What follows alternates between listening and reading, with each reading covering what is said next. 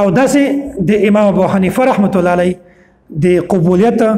یو واقعه تاسو ته بیانوم چې الله تعالی د دنیا څومره کار اخیستی ده ټوله دنیا د امام ابو حنیفه رحمت الله علیه کار ته حیرانه ده سید الفقهاء نعمان بن ثابت رحمت الله علیه د یو ورځ خوب ولیدی او په خوب کې د رسول الله صلی الله علیه وسلم د اعضاء د اډوکې مبارکې ولیدل چې د نبی علیه الصلاة والسلام قبر چې کومه ده دا خلاص شوی ده او د نبی علیه الصلاة والسلام اډوکې دا یو ایښی ده او دا چې کله د خوب نه راپاڅېده بیا ډېر سخت پریشانه شو او د دې پریشانۍ د وجې نه د خوب د وجې نه دی بیمار شو بیماري کې و خلک د ده عیادت ته راتلل بیمار پرسې یې کوله تپوس یې کوه خلک به راتلل ډېر زیات خلک به راتلل دته بیا دغه بیمارۍ د وجې نه د یو ورځ خپل یوه شاګرد ته وویل چې ته لاړ شه منډه امام ابن سیرین رحمت الله علیه ته ورشه او د هغه نه د خوبو د تعبیر تپوس وکړه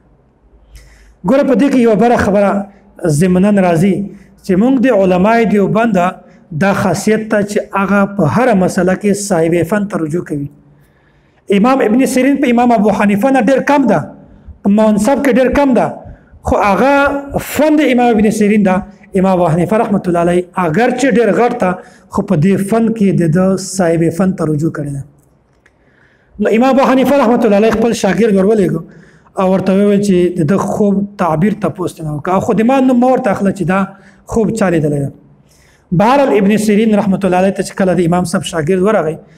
او هغه تپوس نه وکړه چې دا خوب چا لیدلی ده ده ورته چې کوم کس دا خوب لیدلی ده هغه د نامو د اخیستلو نه زه هغه منې کړی یم بهرحال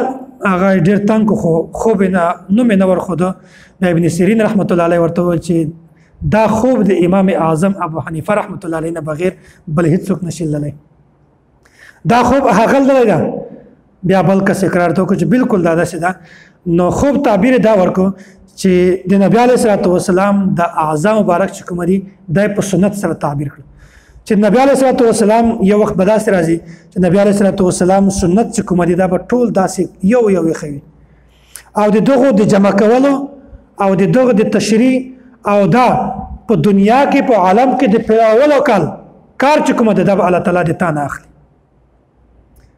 نو داسې چې کله امام صاحب خوب لیدلی و هغه هډوکي دغه د سینې سره ولګول